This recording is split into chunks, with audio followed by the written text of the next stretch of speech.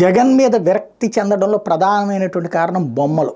ఏదైతే రేషన్ కార్డుల మీద బొమ్మలు, లేకపోతే కనుక ఏది ఇళ్ళకి ఇచ్చేటటువంటి పాస్బుక్, ఎవరి ఆస్తి వాళ్ళకి పాస్బుక్. ఇప్పుడు ప్రభుత్వం ఉచితంగా ఇచ్చినటువంటి పాస్బుక్ మీద ఆయన బొమ్మ ఉందంటే ఒక అర్థం ఉంది.